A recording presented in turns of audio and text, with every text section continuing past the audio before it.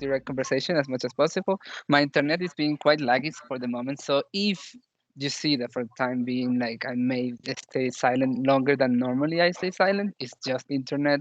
Don't you worry. I still will be engaging with you, but I will require you as a team effort to stay engaged among yourself without relying much on me.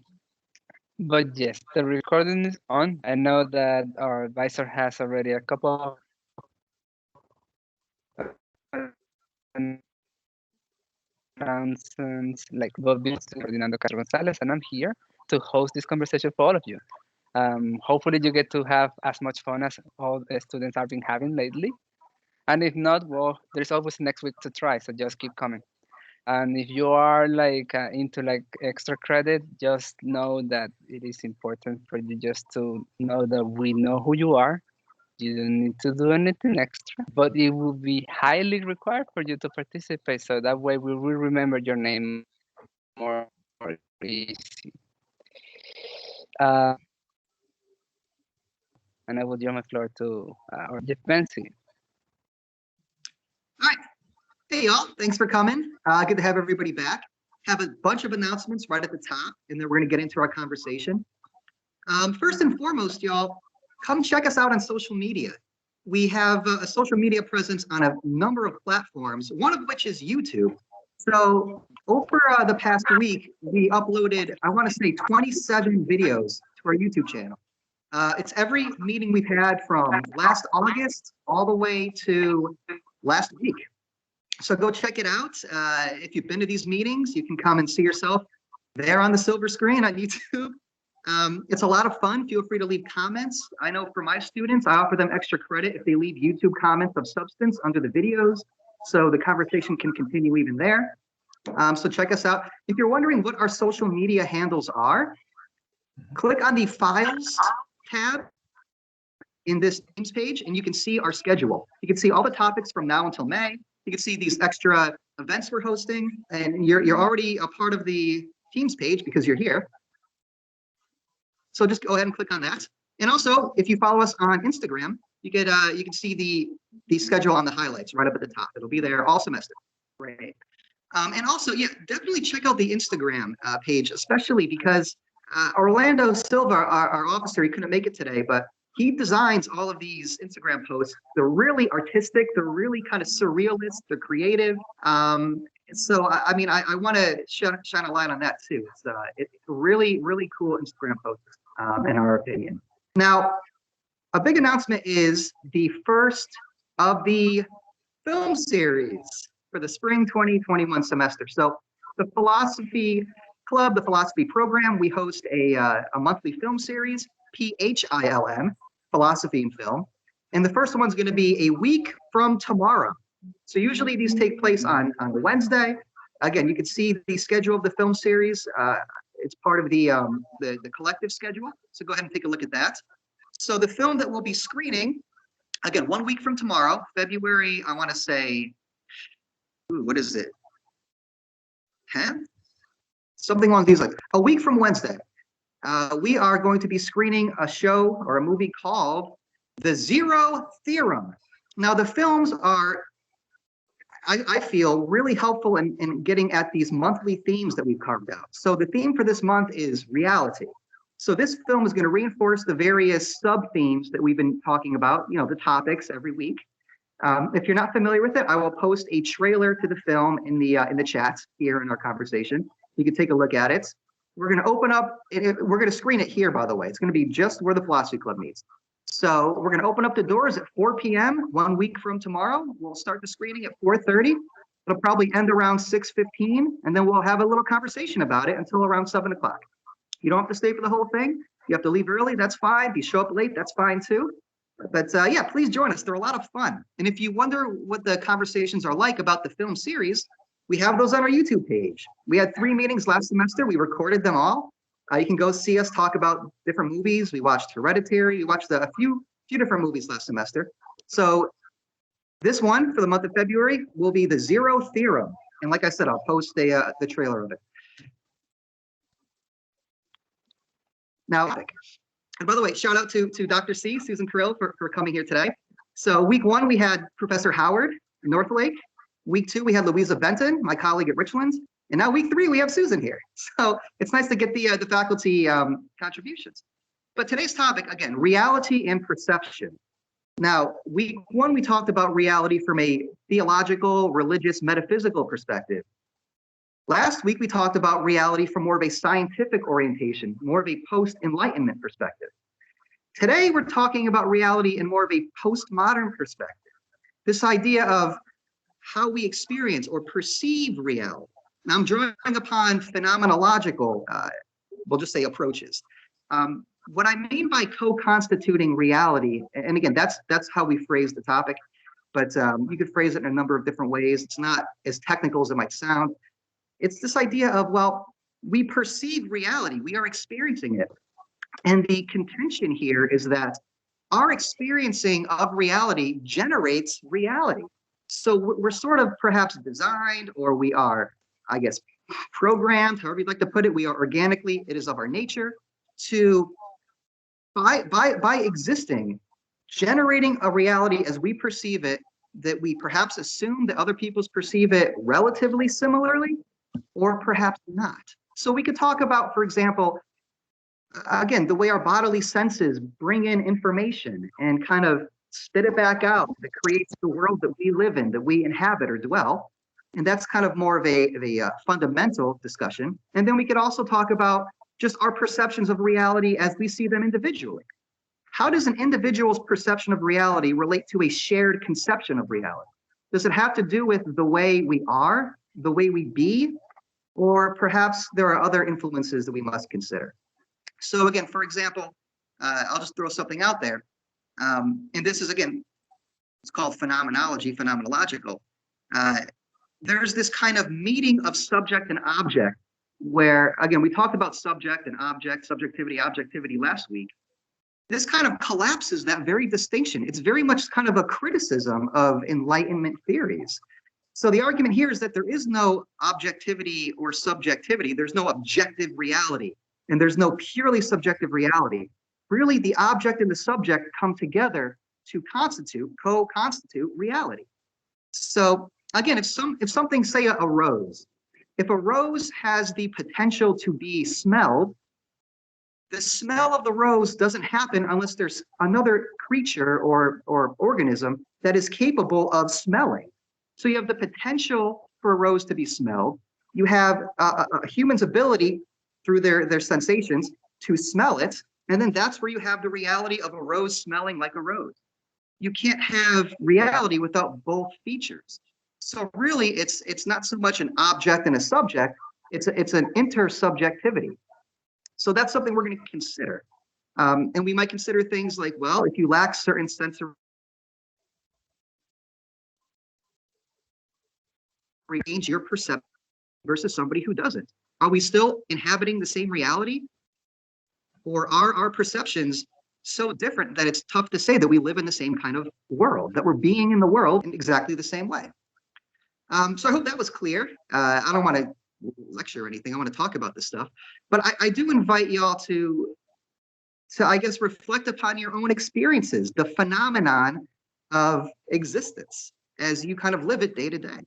I will say this too, the way we sort of organize the contributors of the chat, contributors to the conversation, is that if you go to the chat and leave an exclamation mark, that means that you want to speak up and say something. And so we kind of follow the exclamation marks like a cue. So, you know, everybody gets to speak. If you want to speak, you don't have to, totally fine. If you just want to listen. And again, if you have to leave early, if you have to, you know, show up later on at future meetings, all totally fine. Very informal, very conversational. Again, this is not a class. It's a hang, really what it is. All right, cool. Any questions on what I said? And if not, I'll go ahead and post the trailer to the zero in the chat there. Yeah, I'm just seeing that I have 2 students in a different channel. Ah, So I'm time to change. Try that. Yeah, I'm working on it. Don't you worry about that. Okay. All right, so I guess I'll throw this question out there and interested in some responses. what do you think is to the when you go to sleep? I'm Does sorry, it could you vanish? repeat it? You froze. I didn't hear the question. Oh yeah, no problem. That was actually by design. I don't have a question. No. What do you think? What do you think happens to the world, to reality, when you go to sleep? And I don't mean necessarily dreaming versus waking life, but when you shut your eyes, doesn't the entire world go away? And then when you open up your eyes and you're awake again, suddenly reality is there again. This is kind of what I mean by your perception of reality co-constituting it. Reality might be there or it might not be there, depending on your perception of it, depending on how you're experiencing things, depending on how your body is, again, taking in this sensory data that's raining down upon you and then, again, processing it. Yeah, what do you think? Oh, Okay, Susan can you has hear me? I think I found a solution to my internet problem, but yeah, go ahead. I was joking. All right. Oh, sorry. I thought like, Susan, can you hear me? Am I here? Yes, no. Can you hear me? I hear you. I see you. Oh, Yeah, thank you. That's don't worry. great. Okay, no, I'm not sure. I was just texting. Like, sorry, testing, 1-on-1. Okay, good. So first of all, before you know, I'm not sure if Nancy mentioned this. We need you to do like a exclamation mark on the text. I see that some of those who are already experienced are already doing that, like Ravi. Hello, Ravi. So that's our way to know who is going to be talking in which order and so and so. So please feel free to use the chat. And if you cannot use the chat, let me know. I saw that Ravi is the first one, so I'm not sure if Mrs. Carrillo wanted to say something, but she's the one, and those are the rules. So go ahead. The floor is yours, Ravi. Thank you. So quite an interesting topic today, co-constituting the real reality and perception. I was thinking about the topic earlier today, and I have something I would like to share with you. I promise you it's like a sharing. Oh. Yes, I just want to show you something. You're being bold today. I am. Can you see anything? I see, well, there's a picture there that I guess it will become larger in a couple of seconds. Can you see? No, probably because since you share it into something different, we're only seeing that. So you have to unshare and share the actual big version of it. But feel free to work on it. In the meantime, I can talk. Okay. Yes, all right. It feels so nice to be able to talk. Jesus. Anyways, so yes, perception versus reality. For me, as mentioned with Ravi, this is a wonderful topic because it makes you wonder whether whatever is it that you feel is truly true, if it is real, because can we truly believe that our perceptions are a framework for reality? And if not, it does make you wonder what exactly is reality. Because if you cannot even say that you can trust yourself, that anything around you, the colors, the texture, is truly the way that it's supposed to be, if it is not the true fact, like how can we even start assessing that we're getting there? Can we even get there? So that's one of the questions that I have. I know that you're working on it. If you want, Ravi, you can just share with me that whatever it is that you want to share, and I do that for you. In the meantime, I will continue the list. I see that George is wanting to speak, so go ahead, George. But Ravi, in the text, we can continue doing that, okay? Hey everybody, I'm George. This is my first semester at Richland. I'm working towards a certificate, and I love philosophy, so I thought I'd poke my head in and see what y'all are up to, see what we could learn. So this is a new topic for me. I thought it was a very interesting question, like how do you know that reality is still out there if you're like asleep or unconscious or something like that? I think most of our gut instincts would probably say, yeah, there's reality out there, and it's a tricky question to really pin down an answer to. But I suspect if someone came along and I don't know, if you were asleep and somebody came and killed you in your sleep, that would be reality coming and getting you inside your little world there where you weren't aware of reality, but reality still reached out and touched you, reached out and affected you. Now, of course, if you were dead, you'd never know it, but you know, maybe reality can splash you with a cold cup of water or something while you're asleep and bring you back to reality. That to me seems like a way to maybe confirm our suspicions that there's still a real world out there, even when we're asleep or somehow unaware of it. My 2 cents, at least. Okay, that's wonderful. Thank you so much for sharing, and I'm glad that you're here. You're in the right spot, by the way, since this is philosophy. Give me 1 second. So I do see that there is other person is new. I think it's Jesse, the name. Let's see. Oh my God, where is the chat? The chat moved on me. So yeah, Frank. Sorry, I just named you by your middle name, I believe. Oh, Daniel. Well, it's Daniel, Jesse, Frank. I just said the whole thing. Like, if you can speak, please let me know. If not, well, there's also text. Go once, go twice, go thrice. Sold. So, I mean, I can give you extra minutes if you need. I'm assuming that you're able to see now the image that Ravi was trying to share. Is that correct? Yes. Yes, good. So Ravi, if you want to speak, that way we can give Daniel a couple more minutes to see if his mic is working. But if not, it's okay. You can always just type and I will read that for you. Okay, sure. So anyway, that is the image that first came to mind when we were speaking about reality and perception and what is really real. I don't know what you guys can see in the picture, but no matter how many times I look at it, I cannot see the old woman. Apparently, some people look at this and immediately see an old woman who looks like she needs help. And when other people see it, they see a young, very fashionable woman who is in her prime and very, with it.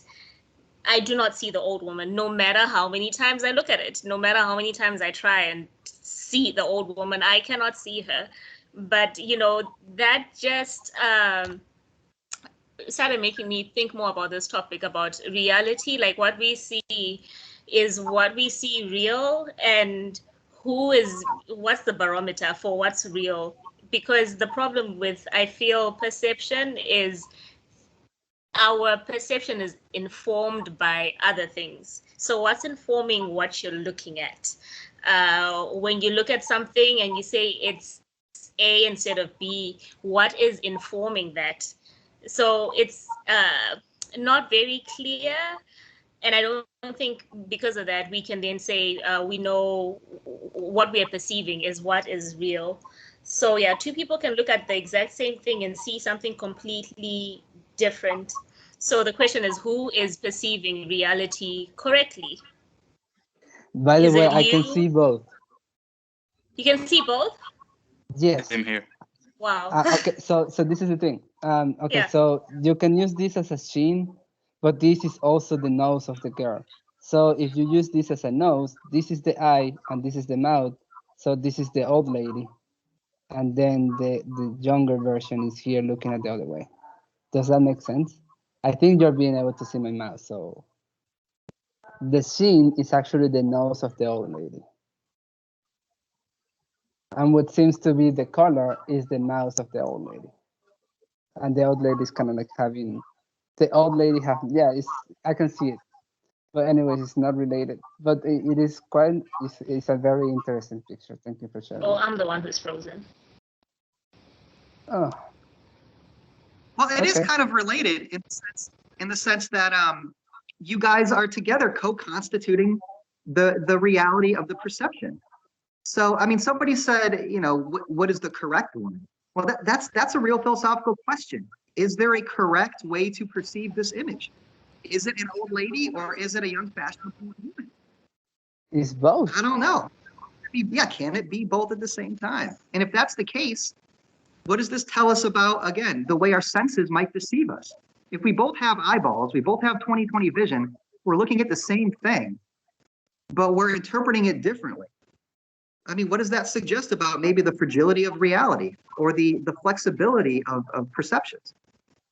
Yes, I see a couple of hand raising. I'm tempted to be biased toward the beard of Mr. Kenneth. Oh, yes, hi. But the thing is, like, the way we do things is we do exclamation mark on the chat. So I hope that you can see the chat and I leave see like an the chat, exclamation but mark. I can't enter anything on it. Chat's in the upper left-hand corner. I'm sorry to take up Okay, your time don't with you this. worry. Don't you worry. I will help you. But in the meantime, let me check first if Frank is still able to speak. If not, I will move forward to Lee or Bao. I'm sorry. I know that you probably pronounce it differently. I'm not proficient in those type of accent. My accent itself is very strong. Are you able to hear me now? I can hear someone. I think is Frank. Hey, Yes. hello. Can you hear me now? Is that better? Okay. Yes. Yeah, it's actually Daniel. Sorry, Daniel, I have yes. 3 names, and I saw that was my exact same line. Like, you just stole my words. You have 3 names. How am I supposed to know? yeah, it's difficult. So, but any one of those is really acceptable. But the only one that I'll actually respond to will be Daniel. So, thanks for letting me. Thanks. This is my first time. I'm like brand new to philosophy. I come from like a background of computer engineering and like mathematics, and mathematics actually led me to philosophy. So as it is, you know. So anyways, just I don't want to speak too long and don't want to take up any of y'all's time, but I did want to actually speak to first the image of the young lady and the old lady. I really like that, and it reminds me of the 7 habits of highly effective people and how we like seek first to understand. And so because we are aware that we have different realities, and I think, or in that case, different scripts, right? So I think that relates to this, which would be, you know, our realities. I personally believe that we have a shared reality, but at this point in our lives, I think, or at this point in the world, it's definitely skewed, and you can definitely see the rifts, and you can definitely see the differences that we have in our perception of reality and our views of reality because of what we say, what we believe in, and how we live our lives, and how we share our lives. When we go to sleep, when I go to sleep, I probably think about it once a day. I'm 32 years old.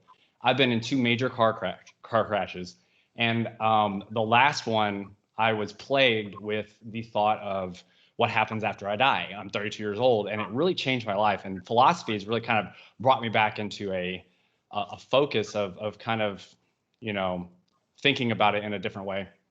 But that did kind of change my perspective of reality, and really opened me to others' perspectives of reality to make me kind of think about how I enter into situations, or how I really interact with people, to not necessarily push my biases on someone or my perception of reality on theirs, and trying to enact my own. So yeah, that's kind of my thoughts behind it.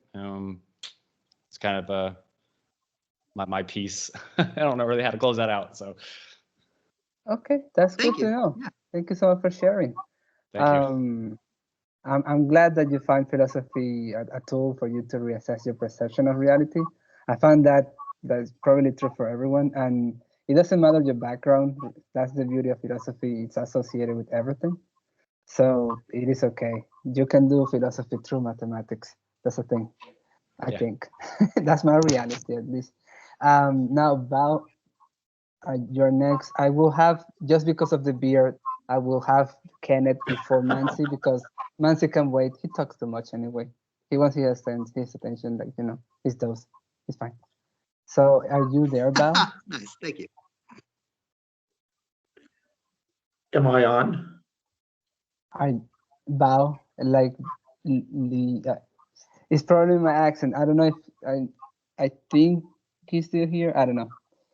But if you can speak, please let me know. If you cannot speak right now, it's okay. You can always come later. But in the meantime, we have Trevor, who is saying that reality is still a thing. While you're sleeping, you just cease to interact with it whenever you sleep.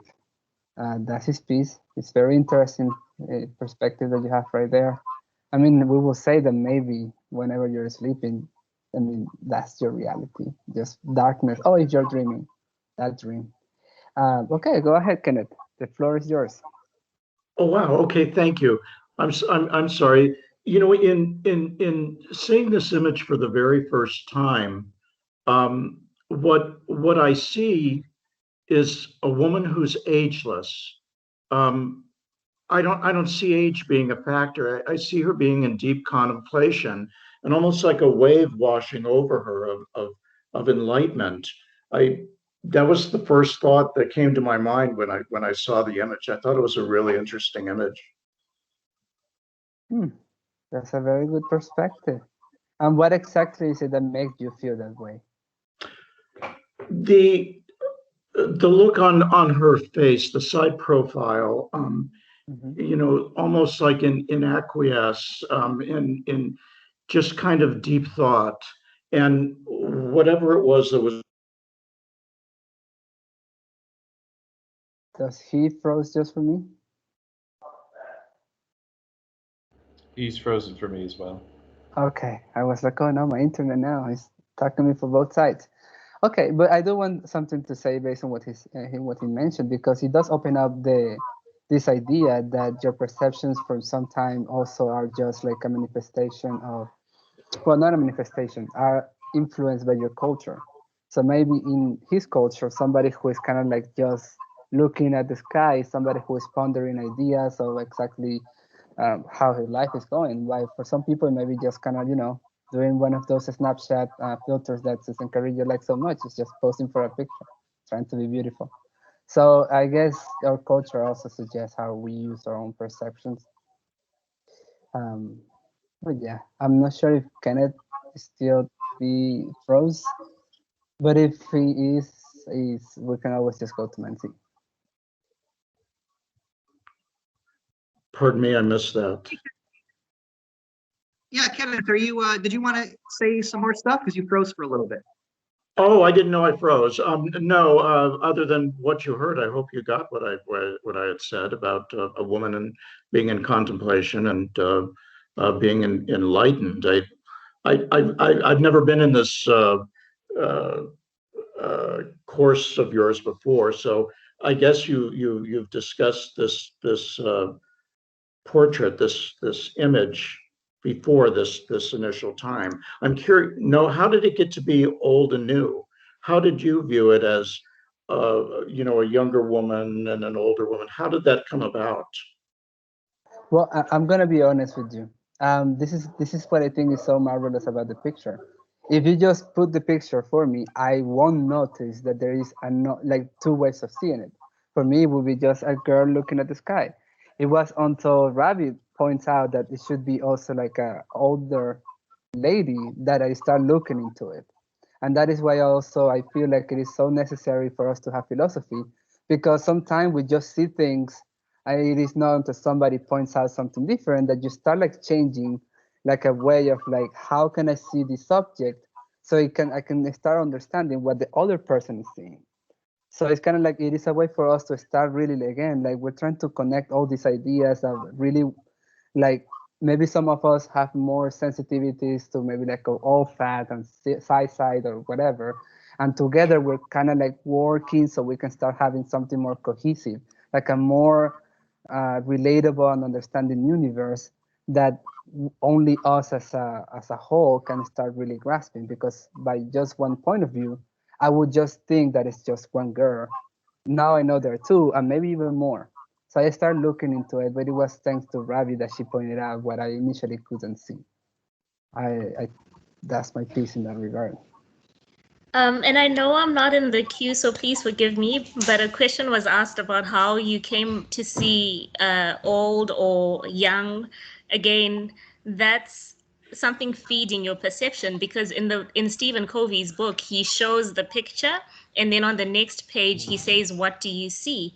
And then he explains that other people see a young woman and other people see an older woman. So your brain is kind of primed to look more closely as to, can you see young or old and nothing else? That's another way, I guess, of showing that our perceptions really are primed most of the time. We're even taught what to look at or what to look for, when you are looking at a picture, whereas a fresh mind that was not told, is she young or old, would look at other things that I did not see completely until we started having this discussion. Thank Okay. you so much. No, it's fine. I see Grace has his hand raised. I'm not sure if he wanted to respond to what we were saying, but if it is something brand new, feel free to have the exclamation mark. Yes, everyone. So I'm Grace. I'm from Richland campus, a student majoring in biomedical engineering. But my end goal is to get into the medical field. So I believe that philosophy is going to be really a deep aspect of my future profession. So there are lots of things that I get from this conversation. And the conclusion that I get mostly is the fact that I believe that that reality is relative, but at the same time, it's also absolute. So even in this picture, you can see that the reality that you perceive is not necessarily the same that I perceive, but then at the same time, it doesn't mean that what you think exists doesn't exist, and what I think exists doesn't exist either. So I feel like whenever we talk about reality, it can be absolute in the sense that, for example, imagine that something happens, so like a catastrophe or just an event in general, and then you ask a person, how did you perceive this catastrophe? Two people might give you different answers. However, the reality is absolute in the sense that the event happened for the same two people and it was the same event. However, the responses that they gave were different, which is where the relativity of reality comes in. So I just think it's such a deep topic, and I don't think we can really prove that something is real unless it has been experienced. But then at the same time, even if something is not experienced, it doesn't mean that it is not real. So yeah, I just wanted to bring out this aspect. Thank you so much for sharing that. Okay, so I know that we still have a lot of people trying to say their piece, so Mansi, you're next, and then Hal. Okay, yeah, I'll keep it short and sweet because I'd much rather hear from the students than just listen to myself talk. I'm sure you feel the same way. I will say this about that drawing though. It's if I'm not mistaken, because I'm familiar with it, it was intentionally designed in such a way where it's only giving you enough information to put something together, but it's not giving you enough sort of sensory stimuli to put one particular thing together. So it's kind of like this free variation, free play of the imagination and vision. But it is really interesting that, some people see one thing, some people see the other, others see both almost right away.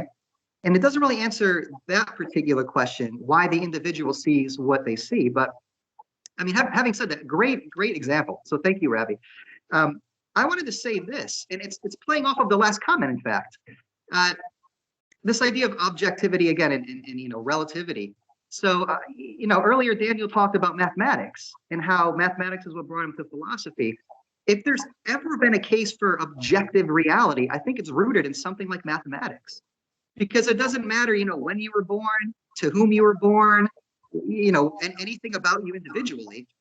2 + 2 always equals 4, and if you don't conclude that, it's not relative, you're wrong, objectively speaking. So there does seem, and I like the example too about somebody who said when you're asleep, somebody could come and take your life. That would be reality intervening on your perception of it. I think that was a very intelligent comment. I think that kind of brings together what I'm talking about too. But on the other hand, you do have this notion of sort of people can be involved in the same experience at the same time and witness the same physical objects colliding, a car crash or something like that. But we could have different interpretations of it. So I think that's kind of what this relativity aspect is getting at. It's like, well, whose interpretation is the most faithful to what objectively happened? And the question might give way to this kind of nuanced conclusion that, well, we could say objectively that this car crashed into that car, but how we value it, how we sort of respond to it, that might become a bit more individual. It might have to do with past experiences or whatever the case may be. I mean, put it to you this way. Let's say I have to go to the emergency room, and because I broke my leg or something. The doctor will put up a sort of x-ray of my body, and we're looking at the same thing. but I'm just seeing like shapes, basically. I don't know what I'm looking at. I'm looking at it, but I don't know what it is. But the doctor looks at it and sees something very different. The doctor sees a much more in-depth, a much more nuanced picture, which he then uses to help me.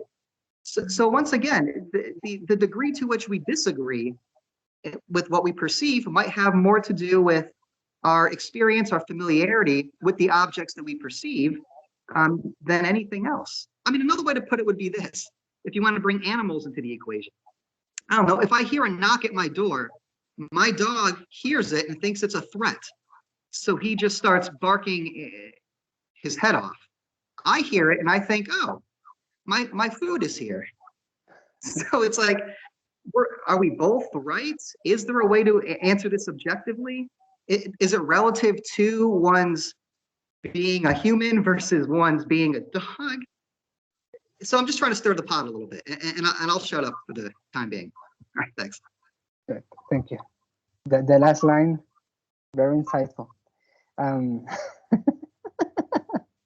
Anyways, so next in line is Hao. Hello. Hello. Yes. Yeah, Hi. I'm here. Okay, and I think about the picture, I see the both because I already see that picture before, and for me, with the reality, I just think it depends on about the experience and the opinions that we suffer before. So if we have a different experience and we can see the thing maybe different way with the others. So yes, and I think that's in my opinion about this one. Okay, that's good. Thank you so much. I'm trying not to say too many comments in between because we have a long list of people wanting to speak, so I apologize. But yeah, it's a good.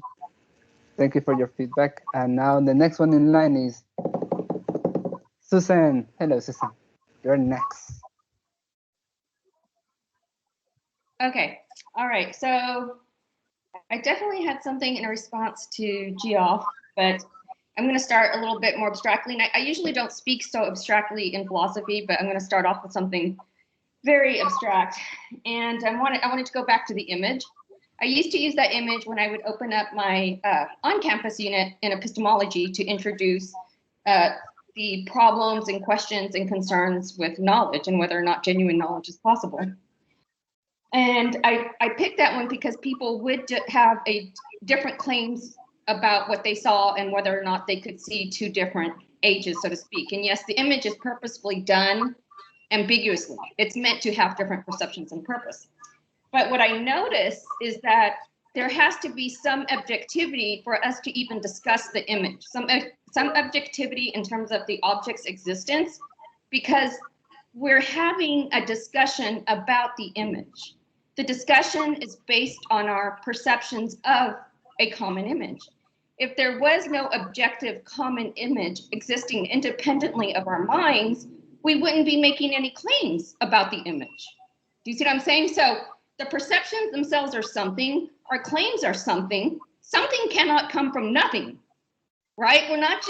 These aren't just arbitrary thoughts about an image, unless there's some evil genius implanting that image in each of our minds and it doesn't exist. But even then, there's something else implanting that. Anyway, that's a whole other problem.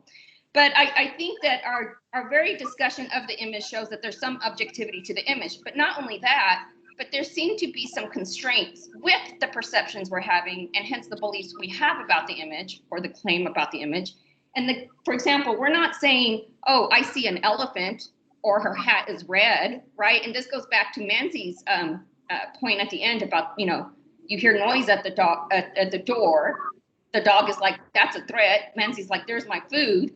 Well, there's still some objectivity. So there is a noise at the door, or there's some sound such that two different beings, even if they're not, if one's a human animal and one's a non-human animal, there still seems to be some level of objective reality with the noise, such that two beings can have some kind of reaction to it. So just my thoughts. But what if one of the beings lacks the ability to hear? Is the reality fundamentally different? I don't know. I don't know. Ah, That's then my no one absolute knows. ability right there. I don't Then know. no That's one knows. another problem. But at least among the hearing beings. But yeah, that's definitely a problem. I'm going to think about that, and if I have an answer, I'll let you know.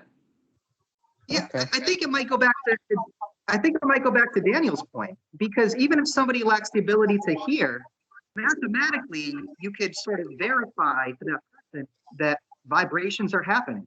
That this is how sound works in terms of waves. So you could break it down to that person.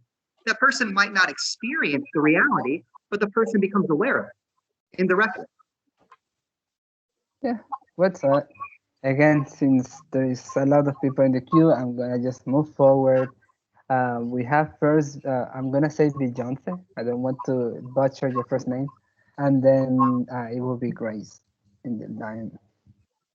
So, Talija, you're next. Hello? Yes, I can hear you. Okay. So what I was gonna go off of what Mr. Mandy said, how he was talking about reality when you go to sleep.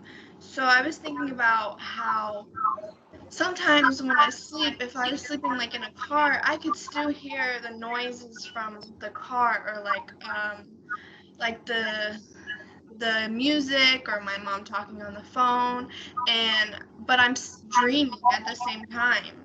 So it's like, how am I perceiving that? But I'm dreaming, and it's like, is my conscious and my unconscious kind of colliding into each other, you know? So when my eyes are closed, I'm still hearing things outside my dream. I'm just like, okay.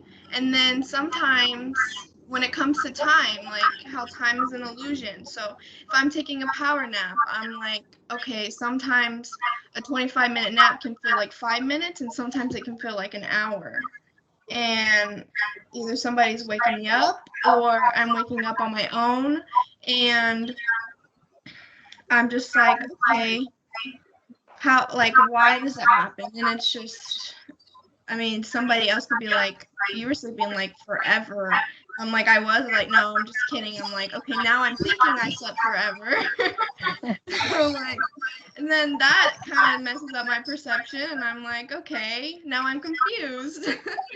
And then when it comes to sleepwalking, so these are just the points I was making while you were talking. When it comes to sleepwalking, your reality may not be there through your sight, but you can still feel things, you still touch things, you still know the mapping of your house. So it's like your body knows, your body's awake, but your mind is like, it's awake, yeah, but not to your true reality, it's to your dream reality. So it makes you think, like, how does that happen? You know, where do these connections come in? And it's just like, there's also times where you wake up and like in your dream, like let's say I was eating a pizza, I wake up and I'm trying to bite the pizza and there's no pizza there. You know, and it's just like, okay, well, I wanted that pizza and I can't just make it appear. Or when you go to sleep at somebody else's house and you wake up and you can't even, like, you're like, oh, I thought I was at home. So you're rolling over and there's more space. Whenever at home, it's like there's a wall there. So that's what I got from this. Thank you. Wonderful perspective. Yay. Glad to have you here. It's first time for you. No, it's not. I've seen you I've been before, here but before, but it was I never see your this last face. See, semester. that's why I always encourage people to open their mics from time to time. Glad. All right. So, like I said, next in line is Grace. I'm going into the chat. Okay, thank you very much. I just wanted to say, just go back to the concept of the picture. I haven't really seen that we have brought out the fact that, in a sense, it's also the creator of the picture that sets up this reality that we see. Because it is true that one can perceive the old lady and one can perceive the young lady. However, both exist, and the person who made it that way is the person that drew the picture. So my thing here is, I don't know if today we are supposed to because this can kind of get into religion and other theological beliefs. However, I just wanted to bring it up because I believe that, in a sense, reality is created and can be created.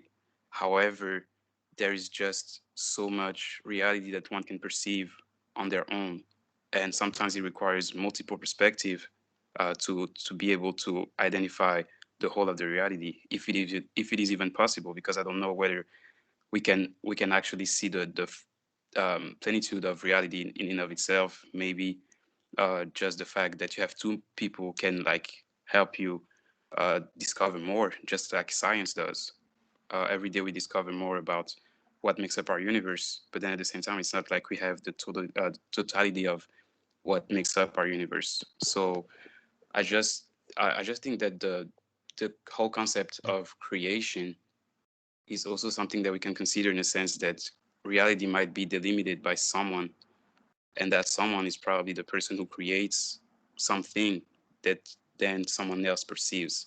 So it's just, I know it goes into a whole different topic, but I believe that the two are so correlated that it's almost impossible to not, I guess, put them together in a sense. Yeah, very well said. And again, I will do comments, but I need to make sure people talk. But yeah, that's frankly a good way to see it. I believe is on point, because our perception does come from someone, like either we want to or not, because we were raised to perceive things one way. So it has an history, I guess. All right, so next in line, I see an exclamation mark is George Dolek, who was saying whose interpretation is correct. Yeah, so I'm glad I got to go after Grace, because he and I were. I was about to say something pretty similar to what Grace just said earlier when Jeff was asking. Okay, we've got these different interpretations here. Well, how do we? Who's correct? Whose interpretation is correct, essentially? And I think that's a thorny problem. I don't have like a practical way to find that out. I don't know, besides just like dialoguing about it. But theoretically, if there is a God, and the God is like the monotheists talk about, his interpretation of reality is correct, because he sees everything and he knows everything and he made everything, what Grace says. Now, I'm not sure that does us any good until God tells us his interpretation of things, and perhaps he has in some religious text. But as far as the picture of the woman, for example, I don't think God is going to open heaven and come down and be like, yo, it's the young woman. Most of the old women are wrong, or vice versa, right? But that's just the first thought that popped into my mind when Jeff was asking that question. It's like, well, somebody out there knows. Somebody knows. That to me is a little less disturbing than to think that there's nobody out there who knows, and it's literally just us perceivers who all disagree trying to get to it. And it's there, but we're never going to be able to really figure it out. That's a little disturbing to me. I like the idea that there's a God out there who's actually got it figured out, even if he's not telling us all the time all the answers to the questions that we want to ask. I'm going to shut up because I like to ramble. If I ask my question right now, it will open up a Pandora box.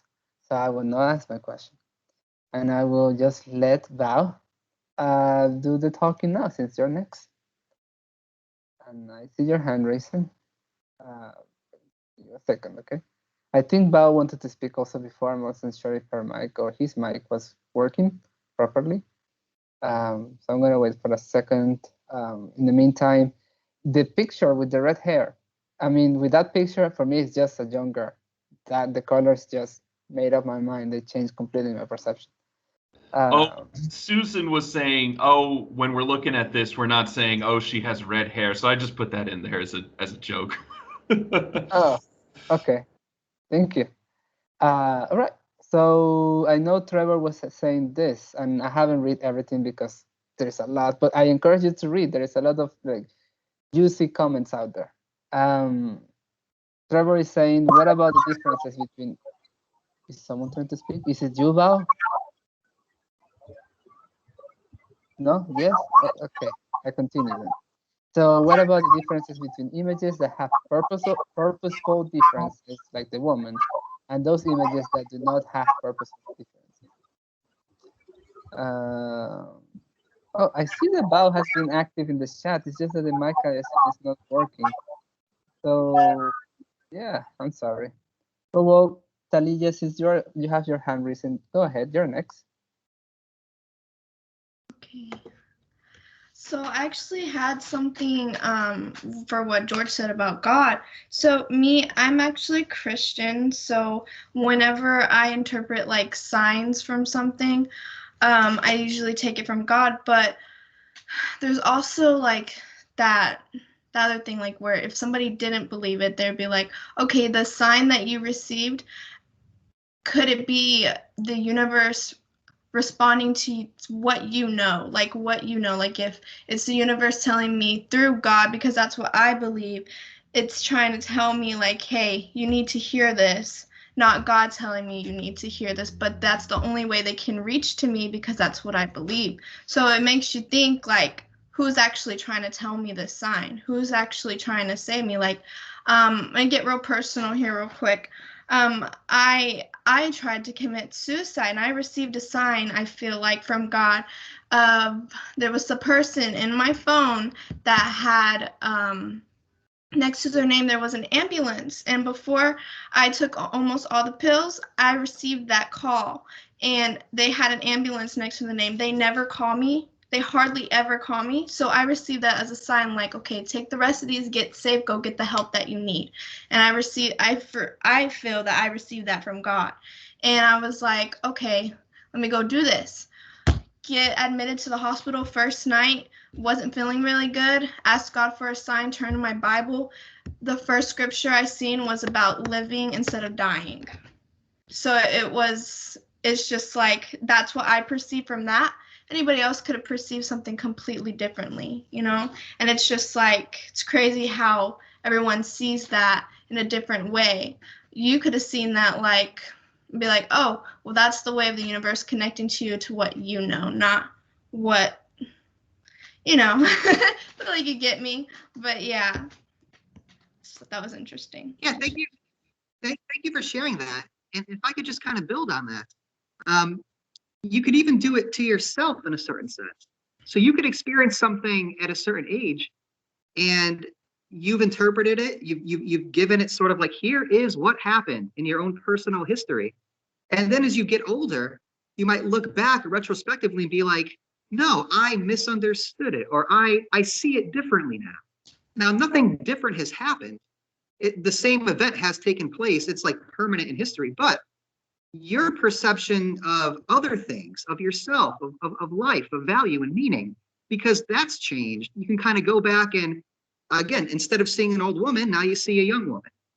So it's funny that that's kind of how we operate. Our own perceptions of our previous interpretations can change. And we're all doing it. So reality is it's very vibrant, it's very dynamic. So yeah, thank you. Yeah. Good point.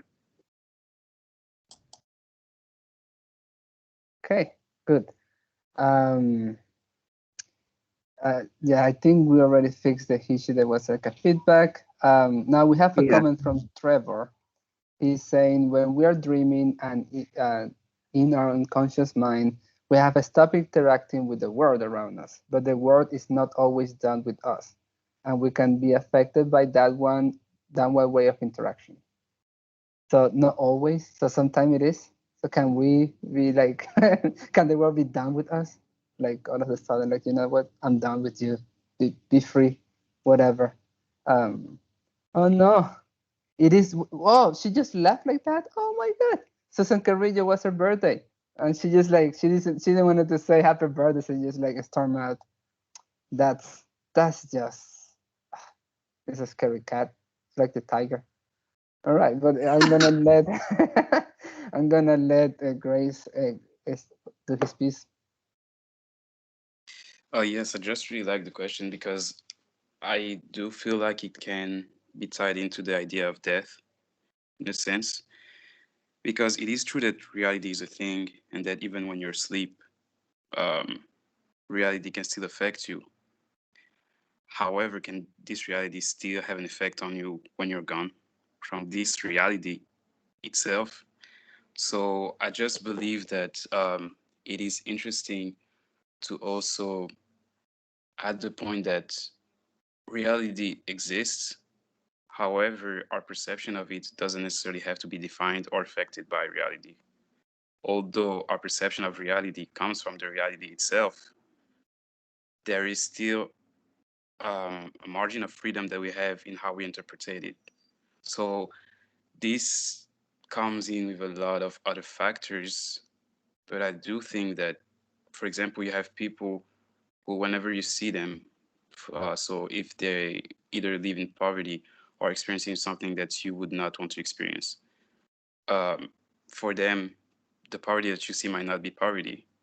And I was watching this documentary of someone who had gone to Madagascar in Africa and realized something very striking to him, because he said whenever you have tourists coming there, they always try to give people stuff, but they don't realize that a lot of these people are already happy with how they're living. So it's like, the reality is that they're not living in the best conditions. However, this reality does not necessarily affect their perception of how they should be living, in a sense, and their happiness and just their lifestyle. So really, I just think the point that I'm trying to bring up is that reality exists, but in a sense, our perception of it defines it. Although, as we have said multiple times, it is up to me, there is such a thing such as absolute reality, but I also believe that there is subjective reality, in a sense that something may be real to you, but not real to me, but reality still exists. Yeah, great points. I like how you put it, the freedom to interpret. I think that is the epitome of human freedom, is that we're prompted to interpret, we're prompted to respond based upon the phenomena, the sensations that we experience. It's interesting, again, that we can even freely choose to reinterpret something, even if we're not necessarily compelled or determined to do so. We just have that freedom. And that's actually where I think we can get kind of playful with reality.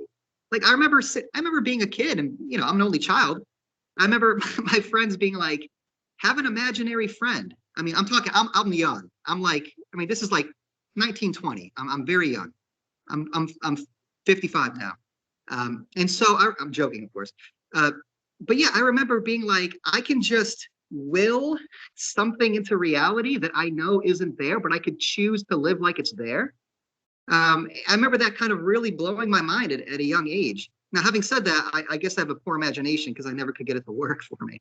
But no matter how many times I watched, I don't know, Beetlejuice or whatever. But I mean, the idea would seem to be that we're not necessarily determined by our surroundings. We're not determined by the events as they take place and unfold around us to then conclude a certain reality. That what's interesting about being human is that we're free to share perspectives like Ravi and Fernando did, and suddenly we could reshape our reality and then reshape it and then reshape it. The only thing that pushes up against that is a shared conception that doesn't jive with yours.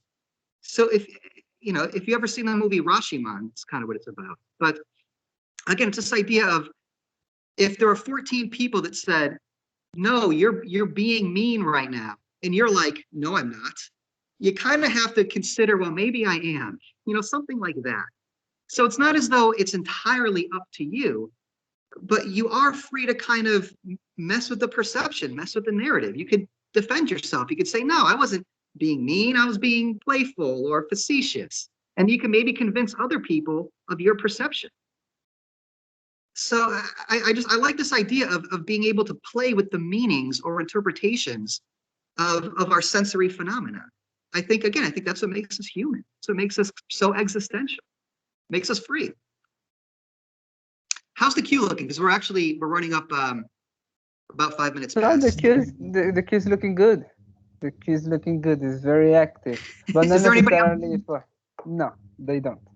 I mean, they're getting distracted. Too many words coming from your mouth, like 55 of it, just. But yes, Okay. no, they're loving it. They're like engaging, they're laughing and everything. I'm just reacting to it. Cool. Yeah, a couple of things. Well, one that you mentioned, true. Like, can we even say that we know the reality of ourselves? Because some people, they say like, you know what, the kindest people have ever existed, and your best friends is like, no, you're not. Like, mm-mm. So like, who is right? You who like have an idea of what your actions are, and the other ones were the ones who are receiving it. There are also some people who you were mentioning, kind of like forcing upon others like what reality is, and we have seen that in media and things like they want you to believe something and they just kind of like push it even if it is fake until how the says goes, like I guess push it to make it like if enough people believe it, it turns into reality. It goes around those lines. English is not my main language, so I'm sorry. But yes, it does play around that way. So, But at there the is, end, Mhm. well, I'll say there is a difference. I mean, you can convince somebody that I don't know, we're making jokes instead of being mean, but you can't convince somebody that 2 + 2 = 19, no matter how hard you try. So there are these different levels where some things are more malleable than others. And I think the things that are more malleable aren't the perceptions themselves, but the interpretations or the values we bestow upon them. My ride's here. Yeah, the right is there. Right on time. But okay, but I don't know somebody who with more expertise in mathematics. Isn't it the way that 2 + 2 is not 4? It's like 3 or 5. I think there is like a mathematic way to get there. I think Just you're right, but don't hear my. just saying, just saying. Um, all right, I see Grace want to say something. After Grace, I would do like a last type of comments, and then we're pretty much gonna be ready for the day. Thank you for being so engaged. So go ahead, Grace. Okay, if I talk too much, but I'm really enjoying this topic. I just wanted to also bring a nuance in the idea of mathematics itself, because it is true that you cannot convince someone that 2 + 2 = 1, because it is 4. However, whenever you do mathematical operations, there are many different ways to come up with the same answer. So it is, in a sense, also confirming the idea that reality is already set up in a certain way. However, the way that you go about finding it can be different. But I do agree that to a certain extent, there are some things that are unquestionable about our reality. However, there are also other things that are left up to our interpretation. And then whether this adds more meaning to our reality or not is really for us to try to figure it out. So yeah, I just think that this conversation brings out a lot of other points that are very interesting. But in a sense, yeah, I think that the whole concept of reality is something that we can play a lot with and just try to figure out, but we can't really fully define it. But yeah. Okay, thank you so much. I do want to make an announcement before I see that there are two like rogues try to do their last word. That's fine.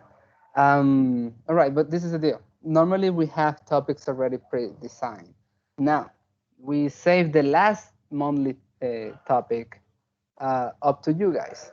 Okay, so please, I will encourage you, if you don't use too much your student email, please share with me. If you don't have to do it in this chat, you can do it just individually. Share with me your personal emails, because we will be sending a Microsoft form where you can just ask us to maybe have your topic for the next meeting. We're gonna vote on it. So one of you are actually gonna be the ones deciding what the topic will be next week. So please share this with me so I can include you in the mailing list. So I can send you this information. So maybe you can be the person who's going to be setting the topic next week. And we also there share Yes. all of our information. So you're going to have access to our social media, website, videos, wagnuts, and future collaborations that we're doing. So there's that. All right, and we also have a movie series next week, as Nancy already suggested. So okay, I'm gonna then Yusha, I see that you're there. Then we have George, and then I'm gonna do the closing, and that's about it. Great discussion, guys. Hey, everyone. I'm one of the officers. I'm sorry I was super late today. I'm still at work, but great discussion. I'm definitely going to go back and watch the recordings. And on reality, I have a lot of different aspects to it, but I'm not going to get into it today. So if you want, if you guys want, we have Phil Officer hours where you can get either one-on-one or maybe the officers and you, or if you have a couple of friends and you want to talk to the officers. So however you like, we're pretty flexible with that, and we can have those sessions. I don't have the form up on the website yet, but tonight it's going to be up and you can access it by then on the website, sorry, in the website. Yes, Sorry. it's going to be on the website and you guys can access it tomorrow. I'm going to leave the link to the website somewhere in the chat, and feel free to go ahead, leave us a message on the website, interact with us, go through our social media pages. Our YouTube is up and active now, so go check out our older videos. We have a lot of submissions, and if you guys want to write like a small blog post, maybe 300 to 400 words, type it up, send it to me, and I can feature you guys on the website, of course, after I consult with the advisor and my other fellow officers. So we've got a lot of interesting things for you guys, and I really look forward to working with you. Yeah, thank you so much. That's one of our officers. So George, you're next. Yes, I just had another thought or two popped in my head when Jeff was talking about how, if there's a certain amount of pliability to reality in how we perceive it and interpret it. Well, to me, that implies that to a certain extent, what we believe is a choice. It's an act of the will. We can decide, if we're going to hang out with a certain group of people who believe a certain way about reality, we're probably going to catch that from them. But if we hang out with a different group of people that believe different things, we're probably going to catch that from them. So there's a certain amount of decision making, which is a little freaky to me, right? Because we like to think that, we believe the truth and we perceive reality and the way that we interpret is best because we are good and smart. But it's not about what the evidence is saying. It's really this like subconscious act of the will, the subconscious decision that we are making to interpret reality one way or another. So what I wanted to say about that is I think that there is a big danger there. I think that there is a danger that we might deceive ourselves on purpose, or maybe subconsciously deceive ourselves by playing with reality a little too much in order to further our own self-interests or make ourselves feel better. And that is really spooky to me, that we might deceive ourselves like that. But I also think there's a duty that goes along with that, where I think certain politicians these days know that you can play with reality to a certain extent, and they choose to do that. They choose to spin a certain narrative or spin a certain perception in order to get people to follow them. That's very bad faith to me. I think we have a duty to try to interpret reality as accurately and as best as we can, not to serve ourselves, but to serve other people and to try to have everybody get on the same page. But unfortunately, there are some people who are scrupulous enough to not. Thank you for coming to my TED Talk. Y'all, this is great. I'll be back next week if I can. Great point. Yeah, feel free. And I will dare to say that it is more often than not that we fool ourselves. Otherwise, reality will be quite an entertainment to see. But we do that all the time. So it's okay. As long as we lie to ourselves, it's good, right? Hmm? I mean, that could be a possible topic this week. Sort of Yes. like denial or rationalization or something like that, self-deception. Yes, that could be one of the topics. But again, we will be sending you the form so we can have all the listed and then we can vote on it. So yeah. All right, thank you so much. Again, I will reiterate a little bit more of the information very briefly of what Yusha mentioned. We have officer hours. The advisor can also be there. So if you have a philosophy class and you need some help understanding some materials, just fill out the form. We're going to be sending it on an email to you every week. So you're going to have that. Or if you just want to just talk more about philosophy, also it's there. So it's quite accessible to all of you. We're going to be here for you. Besides that, thank you so much for this time. Wonderful conversation. Always good for the heart or the soul, if that exists. And well, this has been Ferdinando. And thank you so much for thank you so much for coming. I'm gonna stop the recording. Thanks for putting this on.